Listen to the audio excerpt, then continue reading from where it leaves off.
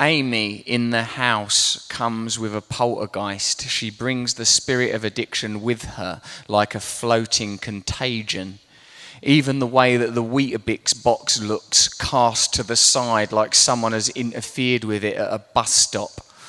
She is the ultra addict. It's curled up in her like a cat without fur, purring quietly.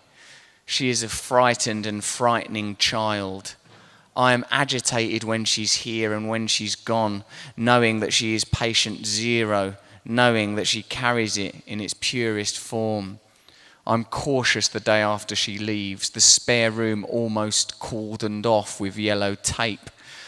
I feel like I breathe the tale of the ghost. I feel it in me when she's passed. I find myself bathed in fridge light, eating chocolate I don't remember wanting, and my thoughts turn to porn, insidious thoughts, not like the lumpen and clumsy addiction of my youth, ham-fisted wanks and heroin. Now this fiend, armed with my intellect, could trick me into the sewers unnoticed.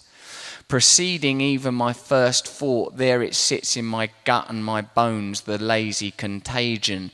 My dreams are a grey playground, but I never want to leave them, even for the heavenly wonder of my family home. The addiction sits there quietly in my gut, like a timeless affiliate of all the addiction that has gone before, impersonal, beyond me and beneath me. It feels so physical. That's why I suppose the call to action is so strong. Either to get high or drunk or to have sex, something that changes the way that I feel. Amy got 18 months clean from heroin at the BAC facility and BAC in the house. She is not every pale face on an escalator, every glum staring gridlock prisoner nursing an addiction to spending, work, porn or relationships. She is in fact a pamphlet addict, jarringly beautiful. Her battle with addiction takes place in an identifiable and obvious context lit up by her face. In the 10 years that I've known her, Amy has had a year, 6 months, maybe even 2 years clean at different times. One of her most devastating relapses took place while she was a first-year student at a drama school. Her attainment of a place at one of the most prestigious drama schools in the world, where a handful of students per year are selected from thousands of applicants, is a staggering achievement. This is a woman who has known suffering, usually confined to people from other countries and other centuries. Epic abuse and dispossession. For her, heroin addiction was a sensible response to unendurable pain.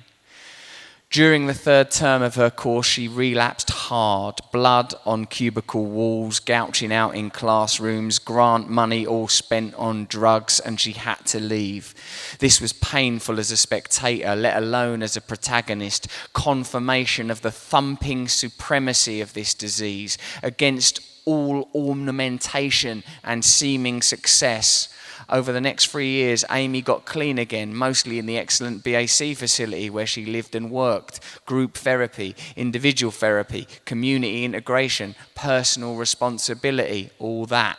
She reapplied to drama school, did the necessary 4 auditions to get to the final round, made her peace with the shocked and disappointed staff. Then the Friday before the Monday's shoe-in audition, relapsed on crack and heroin.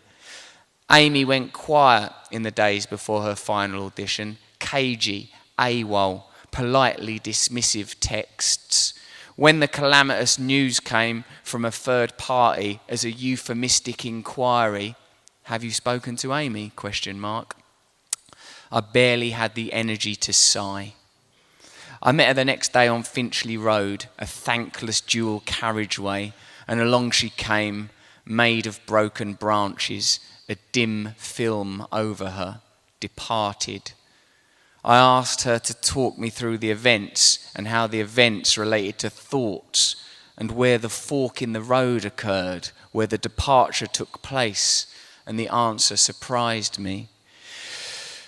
Amy had naturally been excited about her drama school audition and the prospect of reclaiming a lost opportunity. Drama school became, in the parlance of recovery, her higher power, the thing that was going to make life all right. For an addict, this is a big no-no. You can never elect an ersatz totem, a false idol.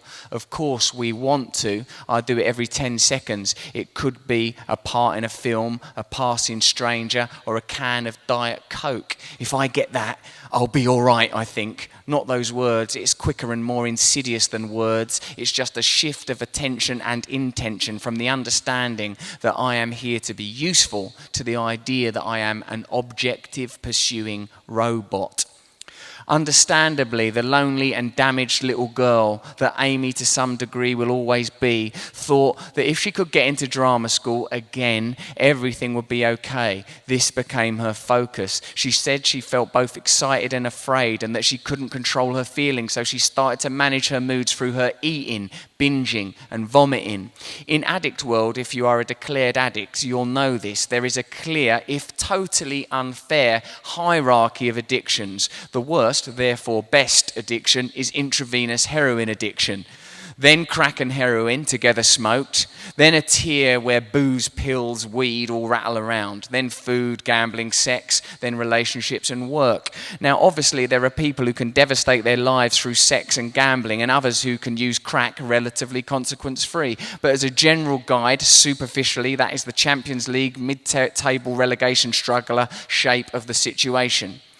The more you learn about addiction, though, the craving and thinking that accompany it, the more these divisions seem redundant, the distinctions melt away.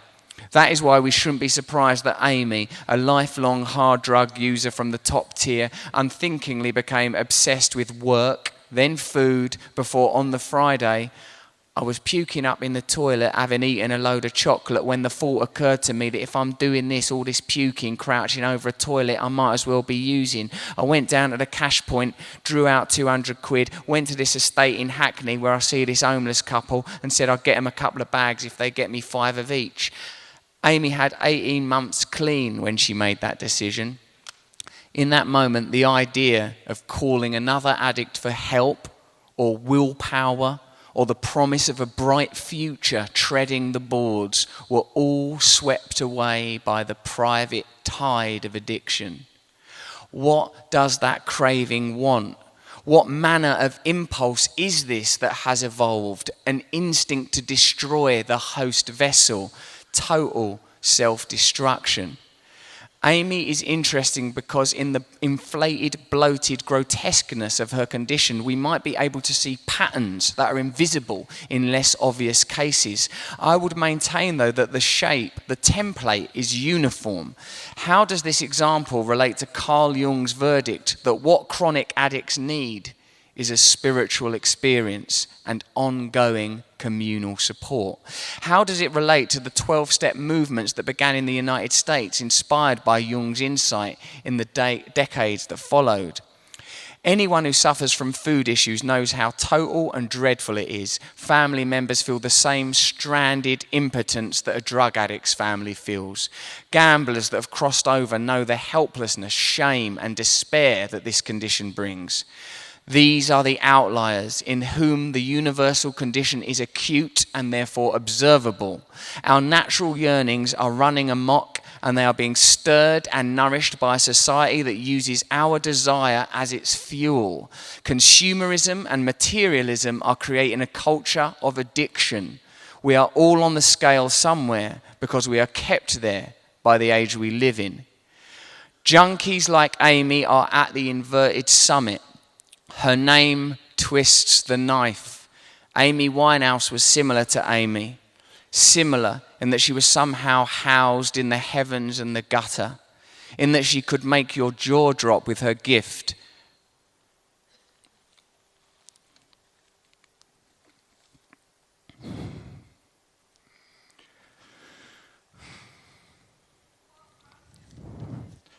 Thanks, mate. That she could make your jaw drop with her gift and your heart sink with her affliction. When Amy died, and I blamed myself, perhaps vainly, for not having done something, I said to myself, I swore, in fact, that Amy would not go the same way. As if I have that kind of power. She ricochets between worlds. One name is not enough for this addict. I never meet the woman that goes out and uses. I'm never able to intercept her. I only meet the agonizingly demure and sweetly repentant woman who wants to recover. When the darkness comes, she retreats like an animal. In Amy, I watch from the sidelines as the efficacy of the program is played out. Will she? Won't she? She may yet die from this condition. I sometimes despair. I sometimes think maybe it's inevitable. In her, I see that this way is not some life improvement method like hair gel for a soul that needs styling. It's doing the job that religion is once said to have done. People, me, and probably you, also need total change. We need epiphany. We need transcendence, but we really dig TV, so we defer. I can get away with a day of selfish thinking and dumb distraction. I mean, I feel like shit, but it doesn't kill me. Amy, though, is going to have to get to redemption through a narrow gap. This program can create that space.